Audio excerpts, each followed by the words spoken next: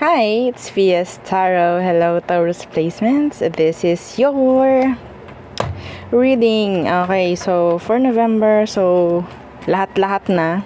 Okay, love. Kung ano ating makikita. Love, money, career, kung ano. Okay? So, yung mga importanteng mensahe, syempre, ang lalabas, no? So, again, before tayo mag-start, kung hindi ka pa nakakapag-subscribe, please do subscribe and hit the notification bell para lagi po tayong maging updated sa mga, mangyayari pa lang. And again, kung may tanong po pagdating sa private reading, just message me sa akin pong FB page for more info.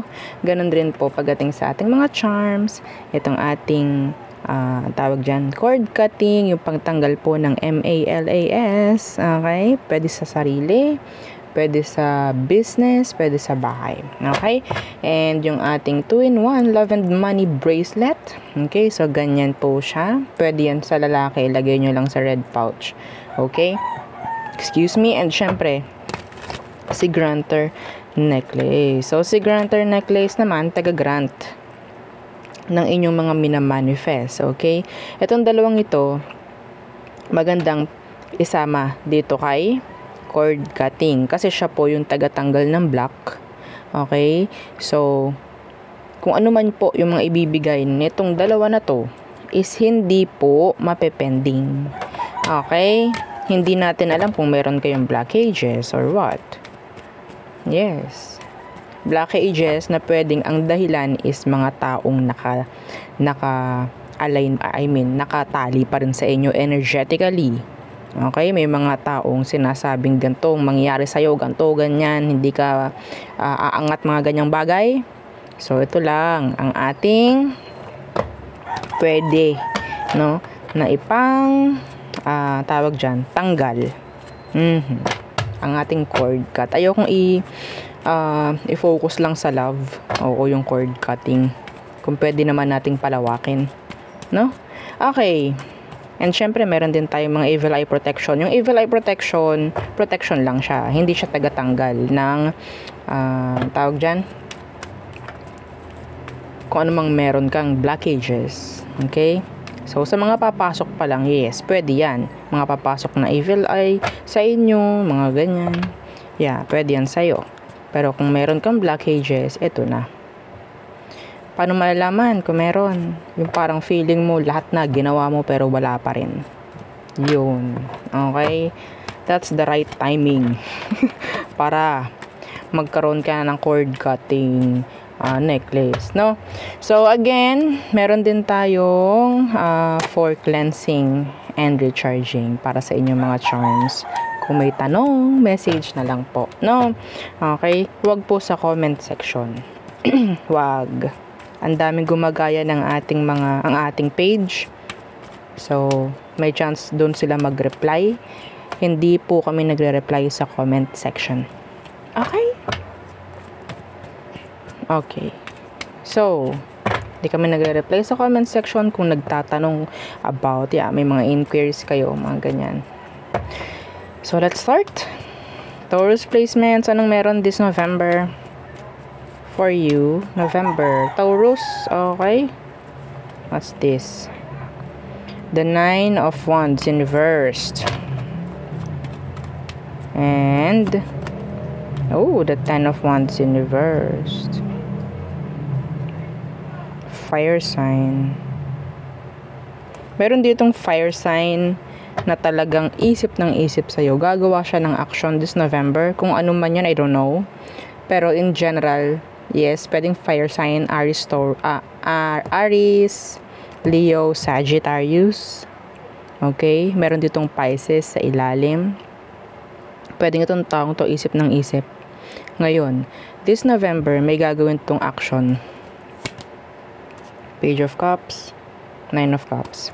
Kung ano man yan, this is all about their emotion. Parang sasabog na. Parang sasabog na. Meron dito magsasabi, merong mag-open up sa'yo this November. So, what else? Okay, Magician, the Lovers, good connection. Okay.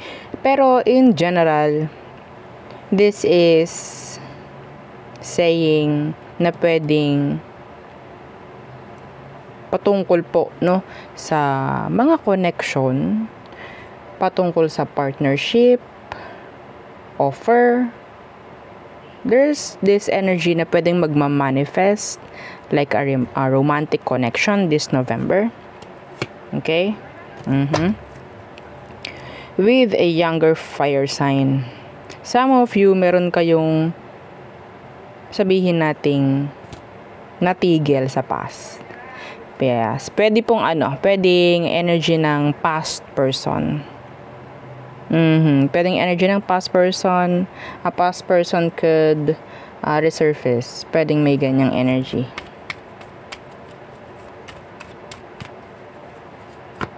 Yeah, again. Somebody younger. Yeah. What else? Iba po dito, I'm seeing signing. Contract. Meron akong nakita, bibili. This is not for all. Magpo-purchase ng new car or a car this November. Okay, chariot. Yeah, see, a car. A vehicle. Okay, what's with that chariot? The Eight of Swords in reversed. Some of you, mayroong mawawala ang mga blockages, matatanggal ang mga blockages. Yes, may darating something, an offer. Okay? Merong iba sa inyo, kaya matatanggal yung blockage is pwedeng lalabas kayo sa inyong comfort zone. Mawawala kayo doon sa cycle na meron kayo. Okay? Lalabas kayo sa comfort zone ninyo. So, ano bang meron sa labas ng comfort zone? It's all about blessing. It's all about opportunities. New energies. Okay? Yung iba dito may travel ako nakikita. Yeah. Unexpected connection na pwedeng mangyari this November. Meron din with the Gemini, fire, air. There. So, what else? What else? Let's see what else for Taurus placements this November. The Empress. Pregnancy. Maaari. Okay, possible ang pregnancy this November. The Five of Cups in reverse. Yeah. Pero be careful. Oo, lalo na sa mga hindi ganoon ka-healthy. Okay, I'm seeing bleeding. Okay?